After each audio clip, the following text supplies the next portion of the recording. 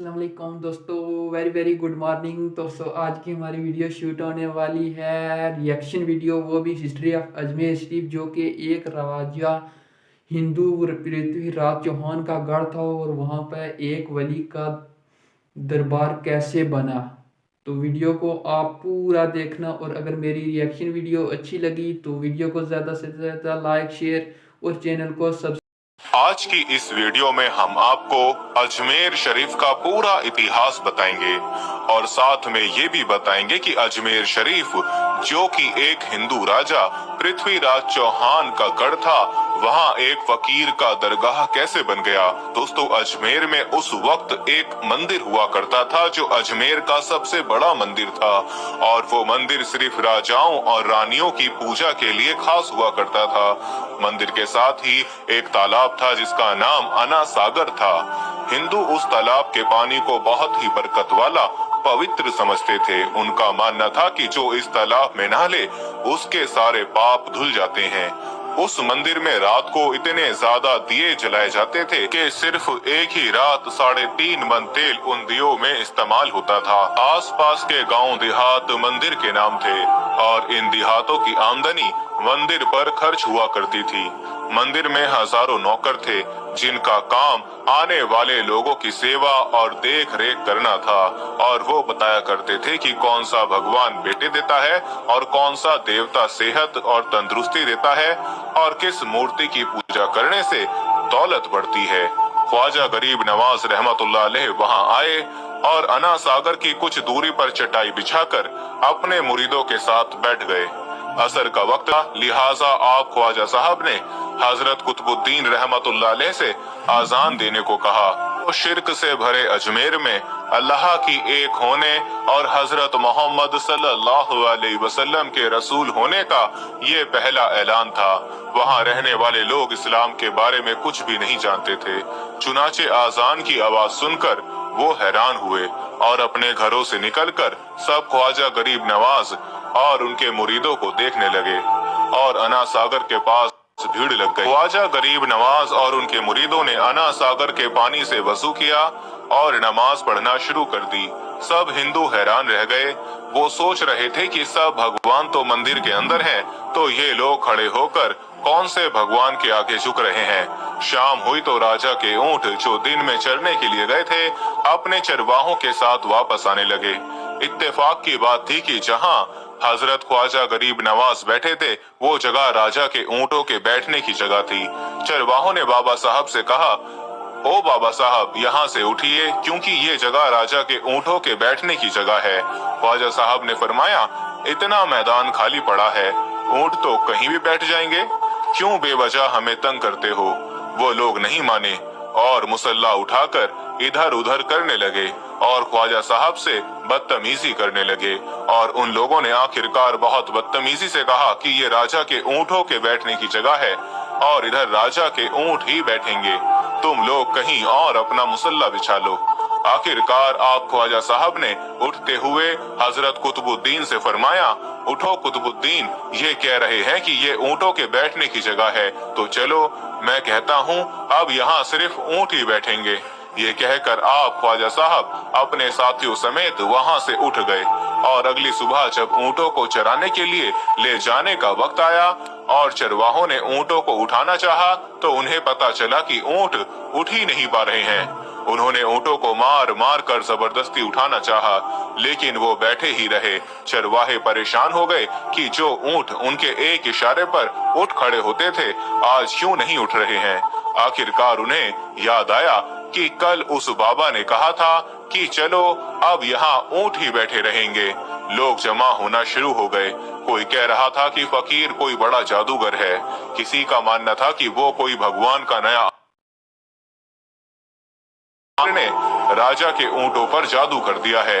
राजा ने हजरत ख्वाजा मोइनुद्दीन चिश्ती को खबर भेजा कि तुम कैसे फकीर हो जो बेजुबानों को बांध रखा है, ये बेचारे भूख और प्यास से मर जाएंगे, इसलिए मेहरबानी करके अपना जादू वापस ले लो। ख्वाजा साहब ने फरमाया, हम मुसलमान हैं और मुसलमान बद्दुआ नहीं करते और ना जादू करते हैं। ऊंट जिसके हुक्म से बैठे थे उसी के हुक्म से खड़े हो जाएंगे। अब जो जाकर चरवाहों ने ऊंटों को उठाया, तो पहली ही बार में उठ खड़े हो गए।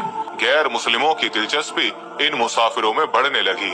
अब 5 वक्त की अजान होती और नमाज अदा की जाती। आखिरकार राजा तक ये बात पहुंच गई और उसको शिकायत की गई कि राजा साहब, जो फकीर आए हुए हैं सब के सब मुसलमान हैं, 5 वक्त अजान देते हैं और हमारे पवित्र तालाब को हाथ मुंह धोकर गंदा करते हैं, हमारे धर्म के खिलाफ बातें भी करते हैं और कहते हैं कि ये मूर्तियां पूजने के लायक नहीं, ये तो सिर्फ एक पत्थर हैं, इसलिए इन्हें यहाँ से उठा लिया जाए।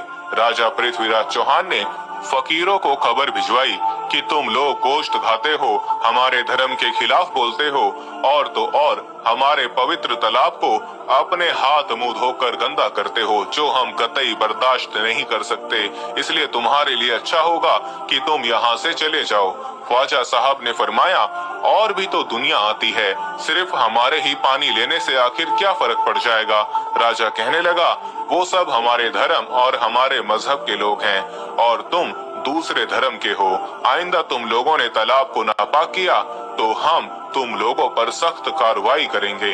ख्वाजा साहब ने हजरत कुतुबुद्दीन रहमतुल्लाह अलैह से फरमाया, कुतुबुद्दीन, शायद ये लोग आइंदा हमारे पानी लेने पर कोई परेशानी खड़ी करेंगे, तो एक मश्क पानी ले आओ। हजरत ख्वाजा कुतुबुद्दीन बख्तियार काकी ने फरमाया, चलिए हम अपना प्याला भर लेते हैं। उन लोगों ने उनको प्याला भरने से मना कर दिया, लेकिन फिर बाद में जाकर वो लोग इस शर्त पर मान गए कि तुम्हारे जिस्म पानी से ना छुए तो हम ये प्याला तुमको भरने देंगे। मेरे दोस्तों, हजरत ख्वाजा कुतुबुद्दीन रहमतुल्लाह अलैह तालाब की सीढ़ियों पर जा बैठे और अपने प्याले को पानी में डुबो दिया। जब वो प्याला भर गया तो हजरत ख्वाजा कुतुबुद्दीन रहमतुल्लाह अलैह ने वो प्याला ऊपर खींच लिया। लेकिन फिर क्या था, जब वो प्याला पानी से बाहर आया, अना सागर का सारा पानी सूख गया और अना सागर की तह में सूखी रेत उड़ने लगी। मानो ऐसा मालूम हो रहा था कि अना सागर उस छोटे से प्याले में समा गया है। अना सागर को सूखना था कि पूरे अजमेर में कोहराम मच गया। गली मोहल्ले में चीखो पुकार और आहों की आवाजें शुरू हो गईं। वो लोग रो रहे थे और कह रहे थे कि जो पाप हम अना सागर में नहा कर धोते थे और पापों से छुटकारा पा लिया करते थे, अब हम क्या करेंगे, अब हम पापों का बोझ कहाँ लिए फिरेंगे। सारे इलाके में ये खबर फैल गई कि मुसाफिर फकीर ने जादू के जोर से अना सागर को सुखा दिया है। दोस्तों, जानते हैं आगे क्या हुआ? आगे हुआ ये कि राजा पृथ्वीराज चौहान अना सागर के सूख जाने की वजह से बहुत परेशान हुआ। उसने अपने वजीरों को बुलाया, सबसे यही कहा कि फकीर या तो कोई जादूगर है या फिर वाकई कोई पहुंचा हुआ फकीर है। साथ ही उनकी परेशानी बढ़ गई कि अजमेर की रौनक तो थी ही अना सागर के दम से, जिसकी वजह से लोग दूर दूर से अजमेर आते थे और अपना ईमान ताजा करके लौट जाया करते थे। अना सागर के सूख जाने से हिंदू धर्म को सख्त धक्का लगेगा और ये बड़ी शर्मनाक बात थी। आखिरकार ये कहा गया कि फकीर से बात की जाए कि आखिर वो फकीर चाहता क्या है। अगर वो कोई ऐसी बात चाहता है जो हमें पसंद आए तो फिर हम उसकी बात को मान लेते हैं और उससे माफी मांग लेते हैं। चुनाचे सब मर्द, औरतें और बच्चे जाकर फकीर की मन्नत करने लगे कि लोगों को इस परेशानी से छुटकारा दिलाइए और हम सब पर मेहरबानी कीजिए, हम सब से जो गलती हुई है उसे माफ कर दो। हम अपने पापों का बोझ लेकर कहाँ जाएंगे और कैसे सुकून पाएंगे, क्योंकि हम लोग उसी तालाब में अपने पापों का बोझ धो लिया करते थे। ये तरीका ज्यादा आसान था। लिहाजा तमाम लोग बाबा साहब रहमतुल्लाह अलैह के पास आए और बोले, बाबा तुम भी वजू कर लिया करना, लेकिन भगवान के वास्ते हमारा अना सागर हमें लौटा दो। हजरत ख्वाजा गरीब नवाज रहमतुल्लाह अलैह ने हजरत कुतुबुद्दीन बख्तियार काकी से फरमाया कि जाओ उसी प्याले को वापस तालाब में डाल आओ। जैसे ही वो प्याला तालाब में डाला गया, अना सागर के नीचे सारा पानी उछल उछल कर आना सागर में आ गया। इस पानी ने कई दिलों को धो डाला। हिंदू कौम के इतिहास की किताबों में भी हिंदू इतिहास के लिखने वाले इस बात को मानते हैं कि उस शाम 32,000 गैर मुस्लिम कलमा पढ़कर मुसलमान हो गए।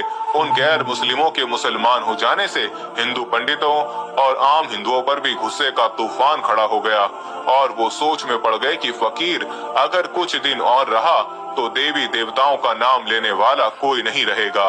लिहाजा लोगों ने राजा को मजबूर किया कि जल्द से जल्द कुछ किया जाए।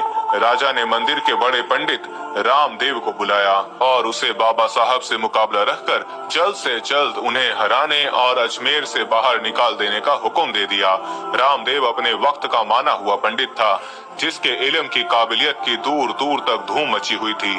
दरअसल पंडित शैतानी और जादुई ताकतों का मालिक था। उसने राजा पृथ्वी को यह यकीन दिलाया कि जल्द ही राजा कोई अच्छी खबर सुनेगा। रामदेव बाबा ख्वाजा साहब रहमतुल्लाह अलैह के पास आया और उल्टे सीधे सवालात करना शुरू कर दिए। हजरत ख्वाजा गरीब नवाज ने फरमाया, खामोशी जरूरी है, इसलिए हजरत ख्वाजा रहमतुल्लाह अलैह खामोश रहे।